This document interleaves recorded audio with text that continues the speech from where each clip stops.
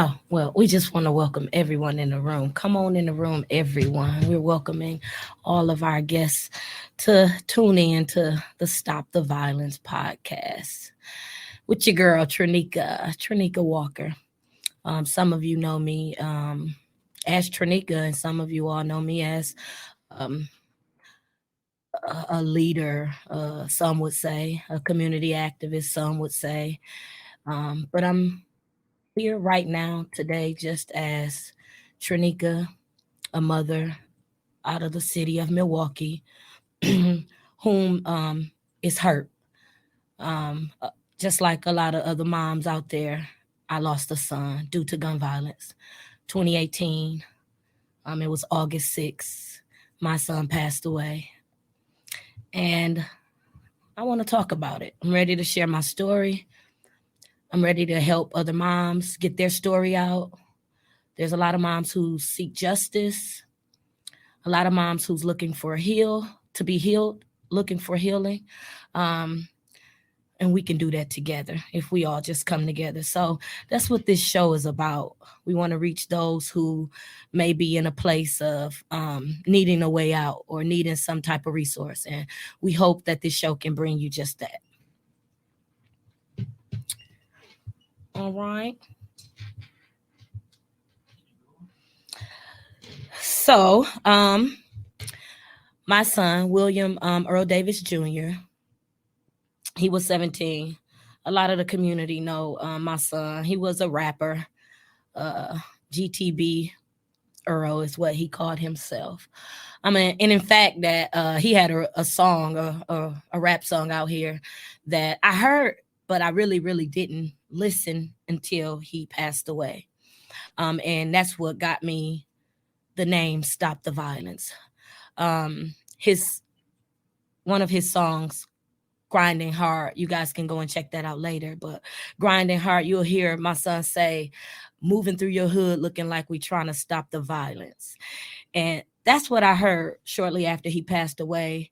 While I was in my thoughts and in my space, I was listening to his music. I wanted to be a little I wanted to feel him. I wanted to be close to him. I wanted to, I had his belongings and I just wanted to hear his voice. I played his songs over and over and over again after he passed away.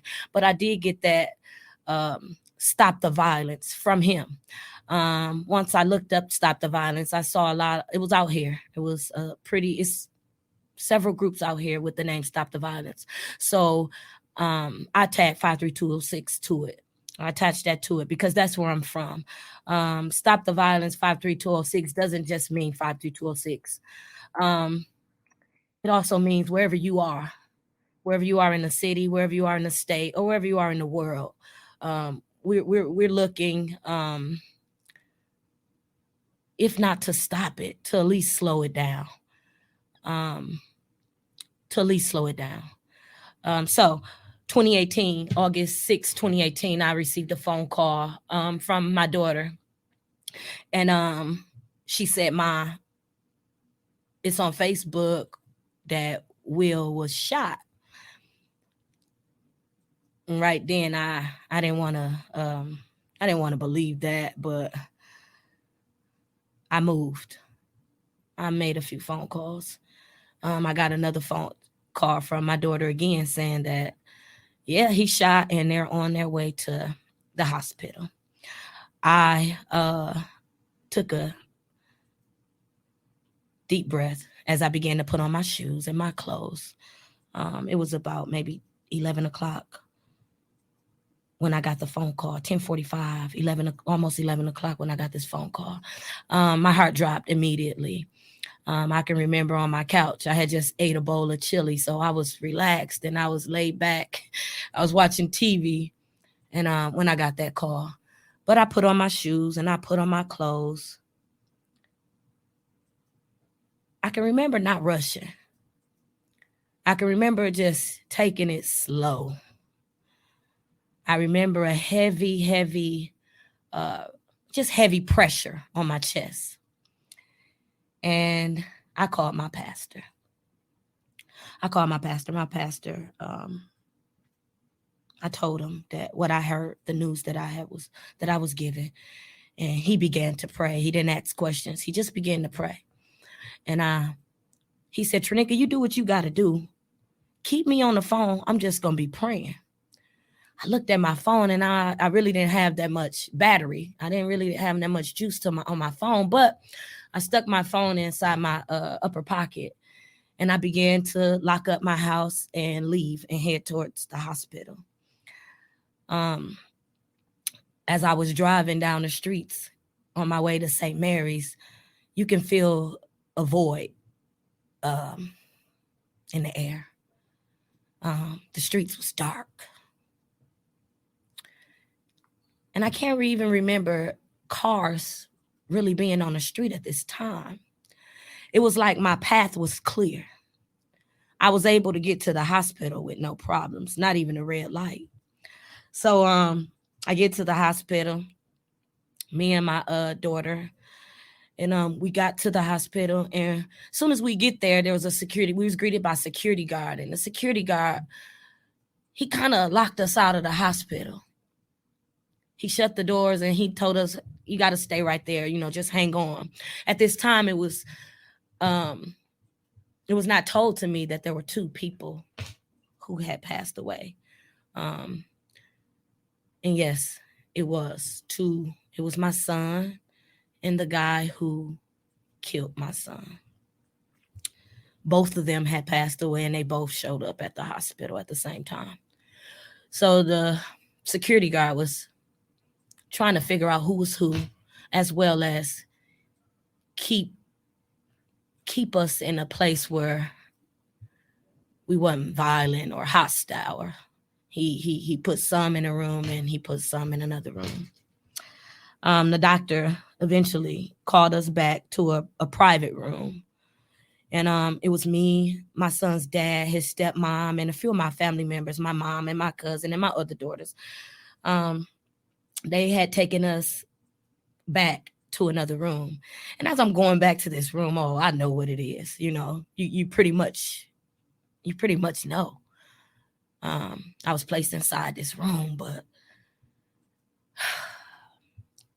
I couldn't hold myself in this room. It was too small, and I wanted to yell. I wanted to scream. Because I believe that they was setting us up to tell us some news, which they did. The doctor and the police detectives came into the room. The detectives were unwrapping their camera, and they was like, now we're going to show you some pictures. And I said, wait, hang on. Are you going to show us pictures of my son dead? And they said, we're going to show you some pictures of who we believe to be your son. And I said, well, show him to Dad, because I couldn't take it. They showed the pictures to his dad, Will Davis Sr. And he said his head dropped. So right then and there, I knew that was my son. I proceeded to storm out of the room.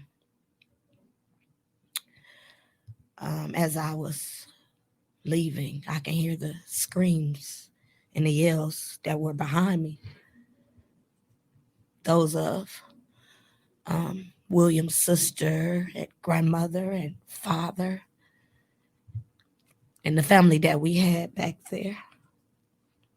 They were all shouting and screaming. As I pushed my way out the doors were still locked. But as I pushed my way out, I opened the doors, and there were well over 200 people, 200 folks outside waiting to hear the same news, waiting to hear something. I bust out of the door, and people were looking at me, and people were crying. And I said, my only words was, they got him. They got my boy. I ran to my car. I jumped in my car and I just drove.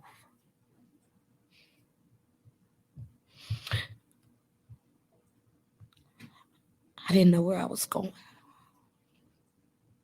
but I ended up at my grandmother's house. She opened the door and I fell to the floor.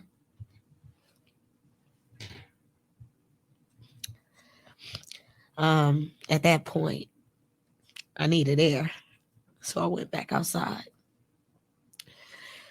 Once I got outside, I was out there for about 5 minutes, and everyone that was at the hospital was outside my grandmother's house.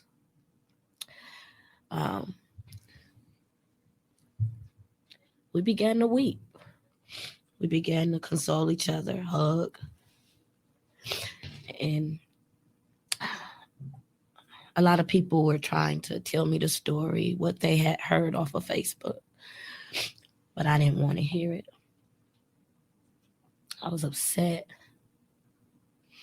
but I was in a place where I just wanted to just cry out to God. For I knew that God would be the one that could help me.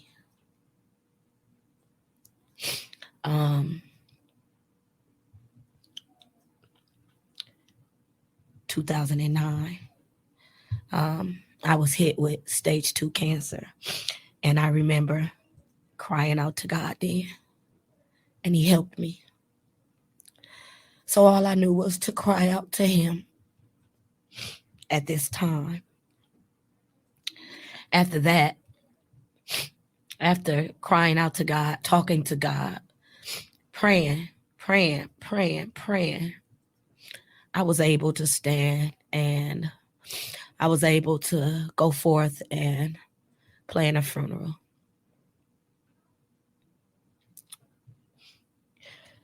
My son had a beautiful funeral. Over 1,000 people was in attendance. He was very, very, very, very loved.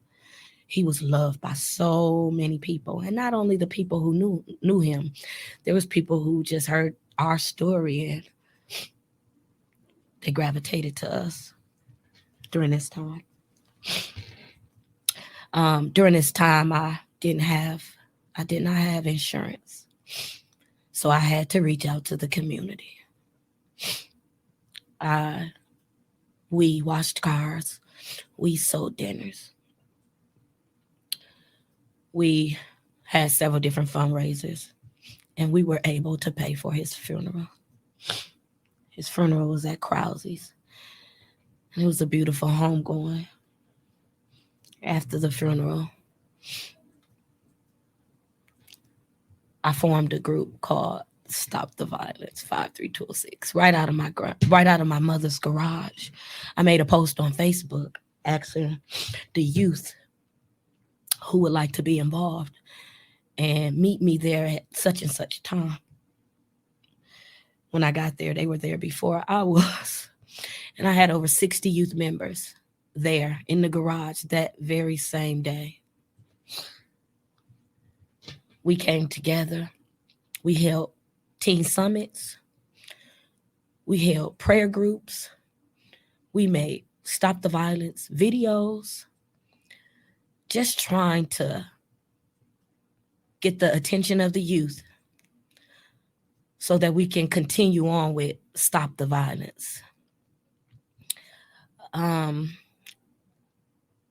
lost a lot of youth members to death as well as to the streets. The streets is big. The streets is, they're looking for something. And sometimes if they don't get what they want, the youth, they go out into the streets and they find it elsewhere. So I lost a lot of the youth, but I continue to keep going. I continue to try and bridge gaps. I try to communicate with those whom may not be in a good place due to violence. my son, her son took my son, or that mother is going through pain and she's angry because another mom's son had taken her son.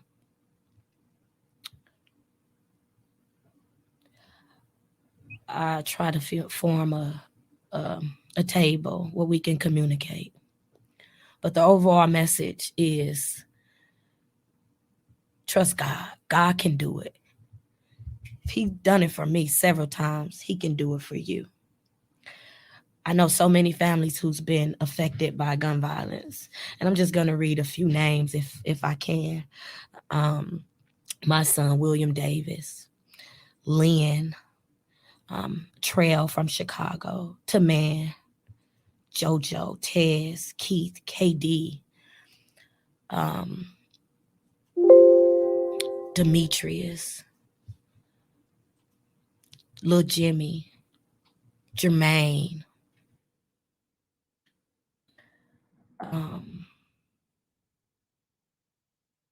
That's just a few. That's just a few. My list is so long. We'll be here all day if I read the list. But there's so many of my friends, so many people in the community who's lost sons and daughters, not just only sons, not just only daughters, but just family members, brothers, sisters. And I wanted to form a show where we can talk about it, where we can heal together, where we can come together to figure out what it is that we can do collectively to slow down the violence that's happening on our streets. There's so many mothers who's looking for justice. Kia Thomas, the mother of Diamond. Every day I wake up, I see a post that she's making. She's trying to receive justice for her daughter. And even though justice, we say justice meaning let's catch the killer, let's put him behind bars or him or her behind bars. That's what we hope. That's what we want to happen. But in all cases, that doesn't happen. In all cases, everyone doesn't receive justice. Some of our killers are still out here on the streets, while our loved ones are already buried. So we also want to encourage mothers and family members and those of who's in a community of hurt because they lost a relative to gun violence. We want to encourage you to keep your head up. We want to encourage you to keep going. We want to encourage you to continue to fight the good fight. I encourage you to stand. I encourage you to take a stand with me because I can't do it by myself. No one can do it by themselves. There's so many community leaders who's out here doing it. They're doing it. They're putting in the work. Their feet are on the ground. I know so many. And I'm encouraged by them. That's what makes me get up and do it. And I just want to encourage somebody that if I can do it, if I can try, because every day won't be a good day. Every day isn't a good day in my life. Every day I wake up, I got to shake the feeling that I lost a son due to gun violence. Every day I wake up, I got to shake the feeling that he was a 4.0 student. Every day I got to shake that feeling that he was in the 12th grade and was on his way to college. Every day I got to shake the feeling that I won't have a grandchild from my son, my only son.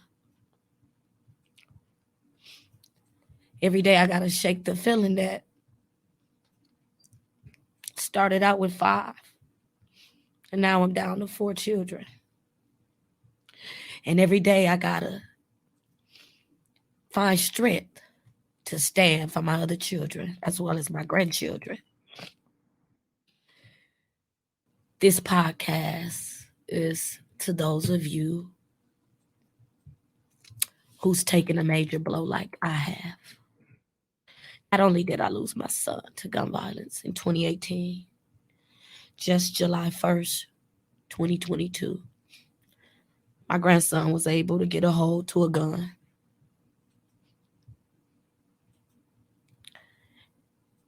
And at 5-ish in the morning, he shot himself. He was only 3.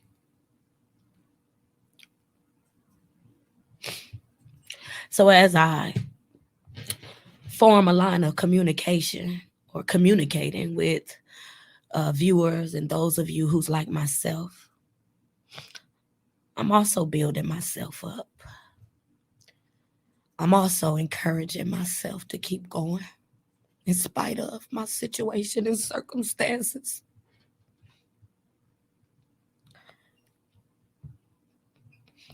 God chose me. I don't know why, but I'll say to you, you were chosen. You were chosen to do something. Whether it's seek justice, fight for justice, change your house, look at yourself in the mirror, build your altar. Whether it's getting out here in the community, taking a hands-on approach, linking with others, or it might be just a simple phone call, reaching out to someone just to say, I love you, I'm thinking of you. Because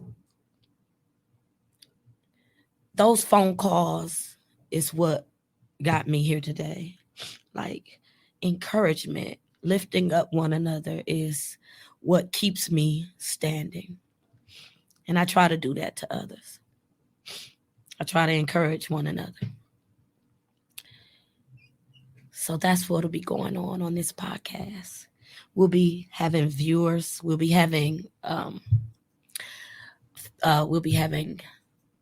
friends and people who I don't even know. Those of who in the community who like to share their story, who like to get information out there in regards to their situation, their case. We want to talk to you. We want to open up our chairs so that you can come and speak. Speak to Milwaukee. Speak to our viewers in regards to what you experience. Not every story is the same. Me, on the other hand, I don't need to seek justice. But someone out there may need to be heard. Because a lot of times we're not being heard. It's hurtful that no one is listening to us. It hurts when we got to do tricks or we got to perform, or we got to get in the limelight just to be heard. I really don't want the light. I just want to be heard. I can do this with a mask over my face. I just want you to hear us out.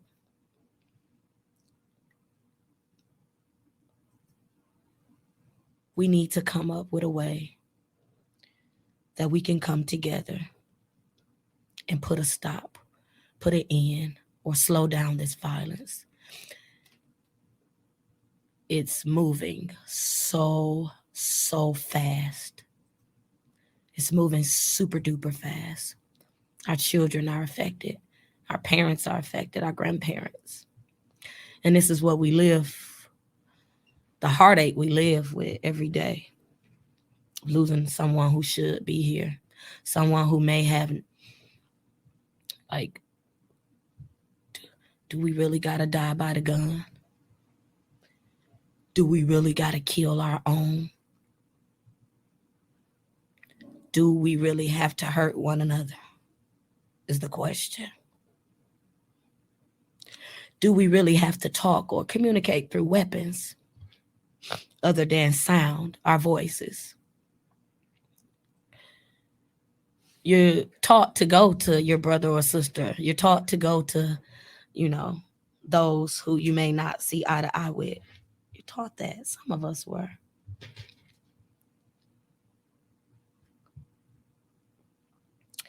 This podcast, Stop the Violence, we want to hear from you. We want to hear from you. We want to get the stories out there. We don't want anyone feeling sad, but this is a sad thing. Losing our children when our children supposed or should be burying us. It's sad. It's sad. As we open up the lines, as we grow a community base, as we grow our viewers, I should say, we're looking for ways that we can come together. We're looking for ideas to keep going. We're looking for good thoughts, positive thoughts. We're looking for love after being hurt. So if that is you, we welcome you to this podcast. We welcome you to share your thoughts, share your visions, even tell your story. If you have a story, you can reach out to me. Tronika Walker is my Facebook page. Tronika Walker is my Instagram page. I am Tronika Walker, the founder of Stop the Violence 53206 Incorporated.